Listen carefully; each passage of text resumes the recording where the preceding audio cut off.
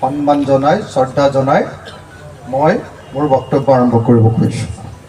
মই অসমীয়াতে কথাখিনি ক'ম, অসুবিধা হ'ব নেকি?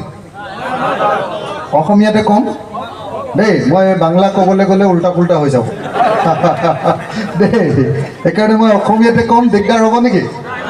পাৰিব ন? চবেইতো বুজি পাব ন? মই প্ৰথম ক'বলগীয়া কথাটো হ'ল যে বিজেপি চৰকাৰে কৈছিলে যে বৰাক উপত্যকাত এটা মিনি সচিবালয় বনাব। বৰাক গুৱাহাটীৰ পৰা বহু দূৰ, গতিকে গুৱাহাটীলৈ বৰাকৰ কোনো মানুহ যাব নালাগে। মই কালিয়ে পৰহিয়ে শিলচৰ আহিলোঁ আৰু চাৰিওফালে বৰাকত ক'তনো সচিবালয় আছে বিচাৰি ফুৰিলোঁ, ক'তো এতিয়ালৈকে সচিবালয় নাই। হয়নে? মই যিমানবাৰ বৰাকলৈ আহিছোঁ, ট্ৰেইনত যেতিয়া আহোঁ, ট্ৰেইনটো মাজে মাজে এনেকৈ মাটি খহি লৈ ট্ৰেইন বন্ধ হৈ যায়, হয়নে নহয়? আৰু ট্ৰেইন এবাৰ বন্ধ হোৱাৰ পাছত সোনকালে ভাল নহয়, ট্ৰেইন বহুত দিন নচলে, হয়নে? মহাসড়ক এতিয়ালৈকে কমপ্লিট কৰিব নোৱাৰিলে। বিৰাট হুলস্থুল লগাই আছিলে যে আমি বিজেপিৰ দিনত এই আজি 6 মাহৰ ভিতৰত মহাসড়ক কৰিম, 1 বছৰৰ ভিতৰে মহাসড়ক হবে, এনেকৈ কৈ আছিলে। মহাসড়ক নহ'ল। আমি যে শ্বিলঙৰ মাজেদি আহোঁ, জোৱাই শিলচৰ যিটো পথ আছে, সেই জোৱাই শিলচৰ পথত মই যিমানবাৰ আহিছোঁ, ইয়াৰ পৰা মই এবাৰ ফ্লাইটত আহিছোঁ, আগতে যেতিয়া গাড়ী লৈ আহোঁ চব বাই মই যাবৰ সময়ত গৈ জোৱাইতে ফচি যাওঁ, জোৱাই পোৱাৰ আগতে ফচি যাওঁ, হয়নে? তো যিমানবিলাক কথা আপোনালোকৰ বৰাক উপত্যকাৰ কাৰণে বিজেপিয়ে আপোনালোকক প্ৰতিশ্ৰুতি দিছিলে, প্ৰমিছ কৰিছিলে, কোন কেইটা কথা এতিয়ালৈকে তেওঁলোকে কোন কেইটা কাম কৰি দিলে বাৰু? এতিয়ালৈকে কৰি দিলে নেকি কিবা? মই সুধি লৈছোঁ, সচিবালয় হ'ল নেকি? আৰে কথাটো কওক না, সচিবালয় বনালে নে নাই? সচিবালয় বৰাকে সচিবালয় হৈছে নাই হোৱা? বৰাকে মহাসড়ক কমপ্লিট হৈছে কি নাই? হ'ল নে নাই? বৰাকলৈ অহা ৰেলপথ সদায় বাৰম্বাৰ বেয়া হয়নে নহয়? হয়নে নহয়? আৰু এই যে শ্বিলঙৰ মাজেদি অহা জোৱাই শিলচৰ যিটো পথ আছে, এই জোৱাই শিলচৰ পথটো প্ৰত্যেকবাৰে বেয়া হয়নে নহয়? হয়নে নহয়? শিলচৰ টাউন, আপোনালোকৰ বৰাকৰ আটাইতকৈ ডাঙৰ চিটি শিলচৰ টাউনত হিমন্ত বিশ্ব শৰ্মাই কৈছিলে যে ইয়াৰ ট্ৰেফিক কমাবৰ কাৰণে আমি এলিভেটেড কৰিডৰ বনাই দিম। হ'ল নেকি এলিভেটেড কৰিডৰ? হ'ল নেকি ৰাইজ? হ'ল নেকি ৰাইজ? হৈছে নেকি? নাই হোৱা? তো হিমন্ত বিশ্ব শৰ্মাৰ নামটো কি জানেনে নাই?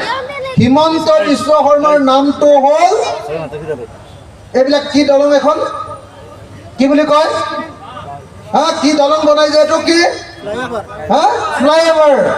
হিমন্ত বিশ্ব শৰ্মাৰ নামটো হ'ল ফ্লাইঅভাৰ চিফ মিনিষ্টাৰ, হয়নে নহয়? তো কিমানবাৰ যে শিলচৰত ফ্লাইঅভাৰ বনাম বুলি ক'লে, গুৱাহাটীত ফ্লাইঅভাৰ বনাই আছে, শিলচৰত এতিয়ালৈকে ৰাস্তাটোত আহিবৰ কাৰণে এখন ফ্লাইঅভাৰ নাই।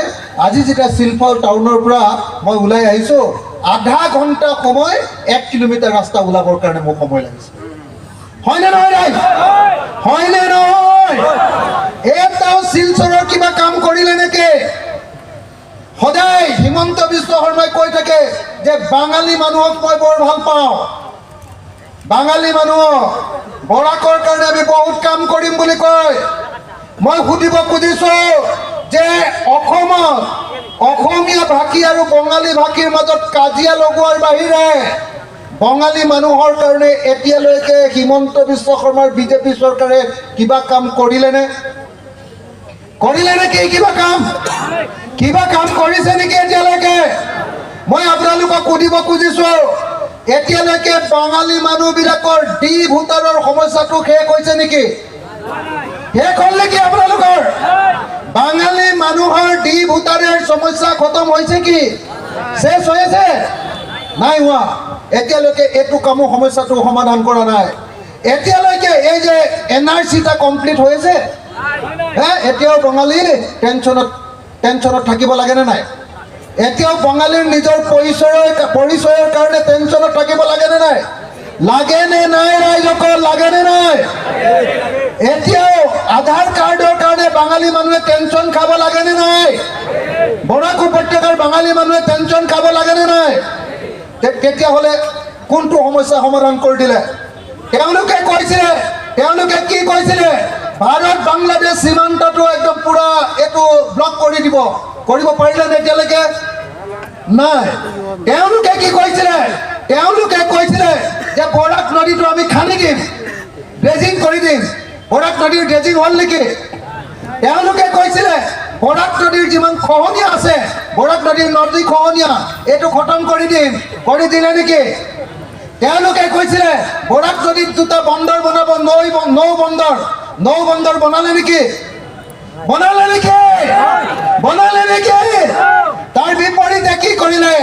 বৰাকৰ মানুহৰ লগত ব্ৰহ্মপুত্ৰ উপত্যকাৰ মানুহৰ কাজিয়া লগাই দিলে। হয়নে নহয়? এখন চৰকাৰৰ মূল কামটো, প্ৰধান কামটো কি? এখন চৰকাৰৰ প্ৰধান কামটো হ'ল, যিকোনো এখন চৰকাৰৰ প্ৰধান কামটো হ'ল ভোটাৰবিলাকৰ, নাগৰিকবিলাকৰ জীৱন আৰু সম্পত্তিৰ নিৰাপত্তা প্ৰদান কৰা। হয়নে নহয়? কিন্তু বিজেপি চৰকাৰৰ দিনত অসমৰ প্ৰত্যেকজন বাঙালী আৰু বিশেষ করে মুসলিম মানুষের নিরাপত্তা খতম হয়ে গৈছে কি নাই? গৈছে না নাই?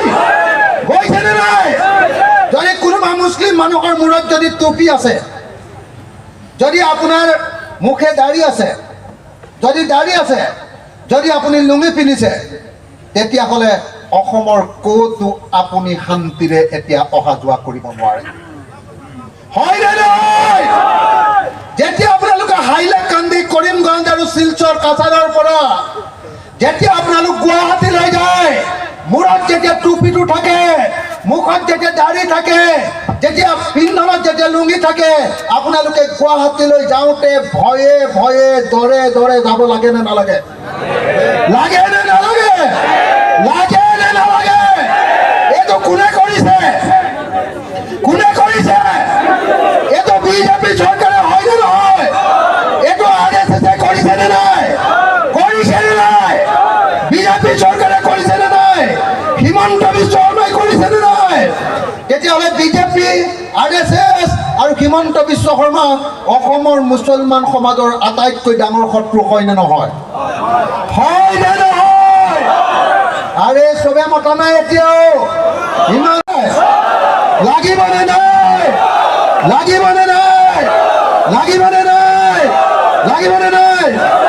কিন্তু আপোনালোকে বেয়া পালেও মই এটা কথা কম, হিমন্ত বিশ্ব শৰ্মাৰ লগত এজন মুছলমান মানুহকো একেলগতে চকীত বান্ধি ব্ৰহ্মপুত্ৰত দলিওৱা হ'ব। কোন মানুহ?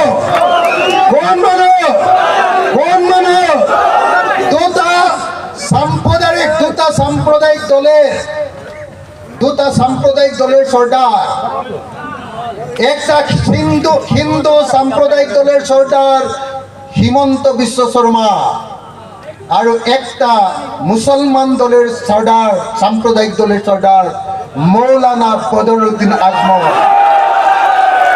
এই দুইটাকে আমি কুশির হইতে চকির হইতে বান্ধে একসাথে আমি ব্রহ্মপুত্র দলিয়াই দিব। একদম বাংলাদেশে আমি ফেক দিব। কি কব? দলিয়াই দিব। কি কয়? ফেকে দিব, পেলাই দিব। একদম বৰাক মন অলপ বাংলা ভাষা শিকিছো এটা। পাৰিম নে নোৱাৰে? আৰে চবে মতা নাই, পাৰিম নে নোৱাৰে? 2026 চনত হিমন্ত বিশ্ব শৰ্মা আৰু বদৰুদ্দিন আজমলক আমি ব্ৰহ্মপুত্ৰ আৰু বৰাক নদীত দলিয়াই দিব পাৰিম নে নাই? আমি সকলো হিন্দু মুছলমান একলগ হ'ব পাৰিম নে নাই? পাৰিলে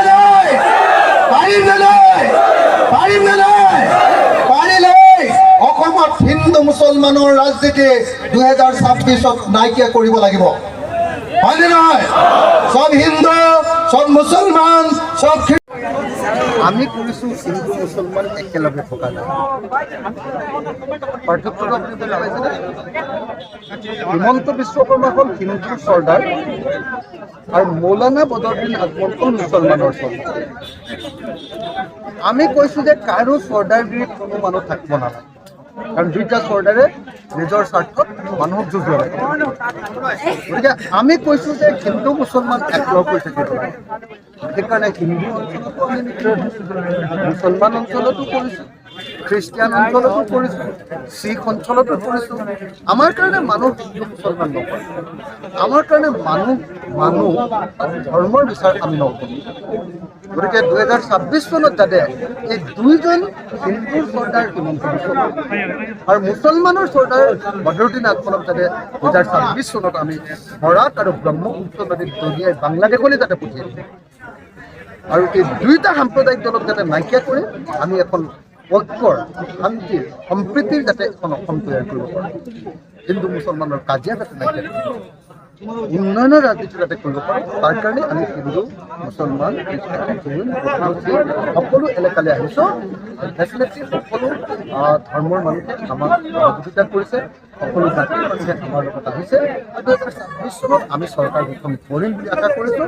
2026 চনত চৰকাৰ গঠন কৰিবৰ কাৰণে আমি কাম কৰিম। দাদা, আপনাৰ সভাত এখন গুৰুত্বপূৰ্ণ কথা কৈছিলে যে বৰাকক আপনাৰ সিন্ডিকেট, যেহেতু বৰাকৰ সিন্ডিকেটৰ ইতিমধ্যে আপুনি কেইটামান কথা কৈছে, বৰাকৰ সিন্ডিকেটটো আপুনি কেনেদৰে দেখে, জড়িত হৈ আছে? দুটা বস্তুৱে তাত আমি জানো যে এটা ডাঙৰ চিন্ডিকেট চলি আছে, সেইটো হ'ল চুপাৰীৰ। এটা হ'ল মানে ম্যানমাৰৰ পৰা অহা বাৰ্মিজ চুপাৰী বুলি কয়, যিটো বাৰ্মিজ চুপাৰীৰ চিন্ডিকেট। কেন্দ্ৰীয় চৰকাৰে বাৰ্মিজ চুপাৰী বন্ধ কৰিবলৈ কৈছিলে। প্ৰধানমন্ত্ৰীৰ কাৰ্যালয়ে কৈছিলে যে কোনো পধ্যে বাৰ্মিজ চুপাৰী চলাব নালাগে, কাৰণ বাৰ্মিজ চুপাৰীৰ মাজত ড্ৰাগছ আৰু বোমা বাৰুদ, বন্দুক, 2 নম্বৰ বস্তুবিলাক। সেইকাৰণে সম্পূৰ্ণৰূপে আমাৰ দেশৰ নিৰাপত্তা সম্পূৰ্ণ ৰাখিবৰ কাৰণে অবৈধ বাৰ্মিজ চুপাৰীৰ ব্যৱসায়টো বন্ধ কৰিবৰ কাৰণে প্ৰধানমন্ত্ৰীৰ কাৰ্যালয়ে হিমন্ত বিশ্ব শৰ্মাক কৈছে। কিন্তু হিমন্ত বিশ্ব শৰ্মা লোভীয়া মানুহ, টকা লোভীয়া। গতিকে তেওঁ প্ৰধানমন্ত্ৰীৰ কাৰ্যালয়ক ফাঁকি দিওঁ মাজে মাজে এতিয়া সাংঘাতিক ৰূপত আমি দেখিছোঁ যে ইয়ালৈ আহি আমি গম পাইছোঁ যে ইয়াত বাৰ্মিজ চুপাৰীৰ কৌশিক ৰায় আৰু মূলচান্দ বৈদ বুলি এজন মাৰোৱাৰী বেপাৰী আছে, আৰু কৌশিক ৰায়, এইবিলাকে কি কৰিছে, গোটেই আপোনাৰ বৰাক উপত্যকাত সাংঘাতিক ধৰণে বাৰ্মিজ চুপাৰীৰ চিণ্ডিকেট চলাইছে। মুখ্যমন্ত্ৰীৰ পইচা যায় ইয়াৰ পৰা। এখন বাৰ্মিজ চুপাৰীৰ ট্ৰাকৰ পৰা 12 লাখ টকা পিনত। আনহাতে বাৰ্মিজ চুপাৰীৰ লগতে আকৌ লোকেল চুপাৰী আমাৰ ইয়াৰ বহুত মানুহে নাজানে যে বৰাক উপত্যকাত সাংঘাতিক ধৰণে তামোলৰ খেতি আছে। খেতিৰ পাছতে, ধান খেতিৰ পাছতে নেক্সট আটাইতকৈ ডাঙৰ ইনকাম চুপাৰী ইয়াৰ মানুহ। হাইলাকান্দি, কৰিমগঞ্জ, কাছাৰ প্ৰত্যেকখন জিলাতে সাংঘাতিক ধৰণৰ এনেকুৱা চুপাৰীৰ বা তামোলৰ ব্যৱসায়। কিন্তু এতিয়া দেখা গৈছে যে আগতে যিটো চুপাৰী 1 কেজি শুকান চুপাৰী ইয়াৰ স্থানীয় মানুহে 400 টকা পাইছিলে 1 কেজি শুকান চুপাৰী, এতিয়া সেইটো 200 টকা বা 250 টকা বা 270 টকা পায়। কাৰণ প্ৰত্যেক কেজি চুপাৰীৰ পৰা 55 টকাকৈ এতিয়া চিণ্ডিকেটে 55 টকাকৈ চিণ্ডিকেট টেক্স, 2 নম্বৰ টেক্স। আৰু প্ৰত্যেকখন কেঁচা তামোলৰ গাড়ীৰ পৰা 12 টকীয়া কেঁচা তামোলৰ গাড়ীৰ পৰা 1,55,000 টকা, 1,55,000 এই ভাগটো মুখ্যমন্ত্ৰীলৈ যায়। আৰু কালে যাব? মুখ্যমন্ত্ৰীয়ে গৃহমন্ত্ৰীয়ে যদি পাৰ্মিশ্যন নিদিয়ে পৃথিৱীত কোনোবাই এনেকুৱা চিণ্ডিকেট চলাব পাৰিব নেকি? মুখ্যমন্ত্ৰীয়ে ভাগ পায়। কৌশিক ৰায় কালেক্টৰ আৰু মূলচান্দ বৈদ কালেক্টৰ, তেওঁ বেপাৰী, তেওঁ আনে বস্তুটো, কৌশিক ৰায়ে কালেকশ্যন কৰে। এইটো হ'ল 2 নম্বৰী কাৰবাৰ। এই কাৰবাৰ বৰাক উপত্যকাৰ 2 নম্বৰী বাৰ্মিজ চুপাৰীৰ কাৰবাৰ বন্ধ কৰিবলৈ আৰু বৰাক উপত্যকাৰ স্থানীয় মানুহৰ চুপাৰীৰ ওপৰত অবৈধ টেক্স নলগাবলৈ আৰু মুকলিমূৰীয়াকৈ লোকেল চুপাৰীটো ব্যৱসায় কৰিবৰ কাৰণে অনুমতি দিবৰ কাৰণে অসমৰ মুখ্যমন্ত্ৰীক মই দাবী জনাইছোঁ আৰু এইটো বিধানসভাতো উত্থাপন কৰিম আৰু যদি মুখ্যমন্ত্ৰীয়ে মানি নলয় তেতিয়াহ'লে নিশ্চিতভাৱে বৰাক উপত্যকাৰ স্থানীয় মানুহৰ স্বাৰ্থত ইয়াৰ এই চুপাৰীৰ যিটো চিণ্ডিকেটৰ বিৰুদ্ধে আন্দোলন থাকিব।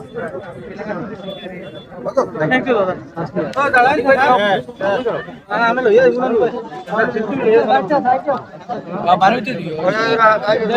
সাইড দিবা